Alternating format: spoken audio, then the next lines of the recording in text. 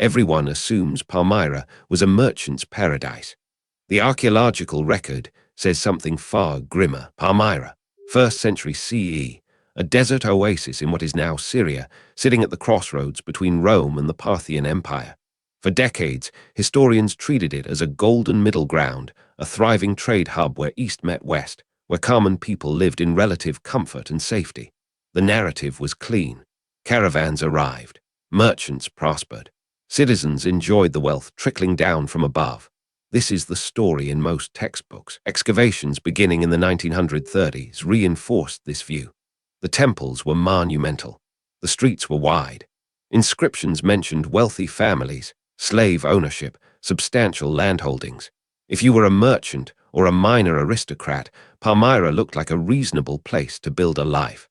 But the evidence of ordinary people, the ones who actually lived there, tells a different story entirely. Start with housing. The grand houses belonged to elites. Most Palmyrans lived in small, densely packed structures built from mud brick. No windows facing outward. Rooms clustered around a central courtyard. A family of 5 or 6 occupied maybe 400 square feet. The walls were thin. Sound traveled. Privacy didn't exist. Water was the crisis nobody mentions.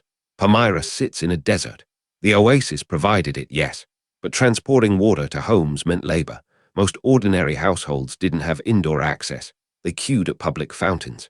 In summer, that meant standing in 110-degree heat, waiting your turn with a clay pot. Children got sick. Dysentery was common. Archaeological evidence from latrines shows parasites in nearly every sample. Food tells the same story. The merchant class ate well. Inscriptions mention imported wines, dates from the south, fish from distant seas. The average Palmyran ate grain, mostly barley and millet. Bread, legumes when available. Meat was rare.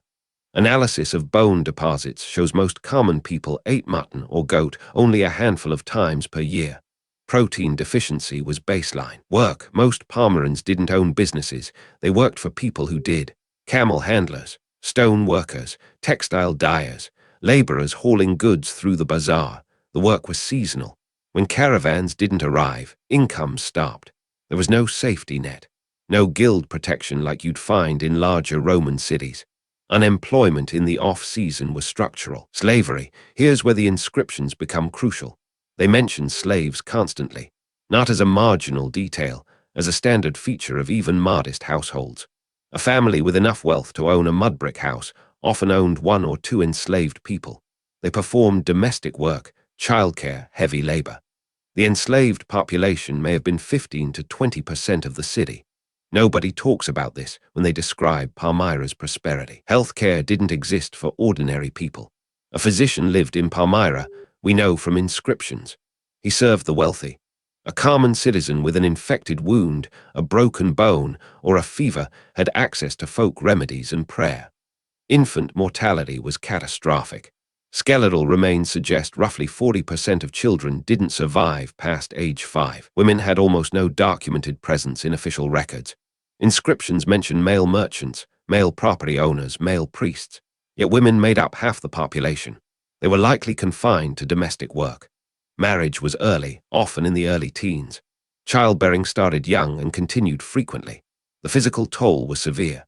Skeletal evidence shows calcium depletion, stress fractures, bone thinning, consistent with repeated pregnancies and poor nutrition.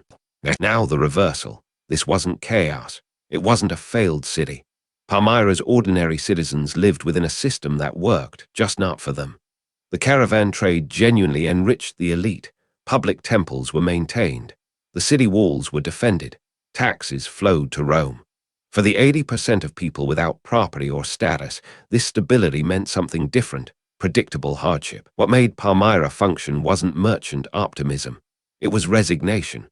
People accepted their position because the alternative, resistance, meant expulsion or execution.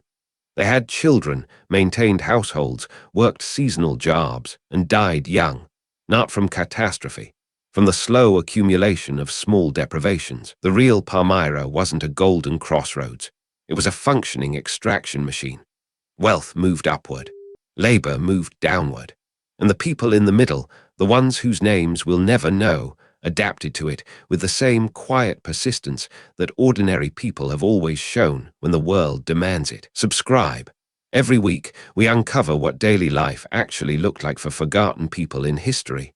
Not the kings, not the generals, but the ones who built the world we inherited. Subscribe. Every week, we show you the lives of people history forgot, in the civilizations that shaped the world.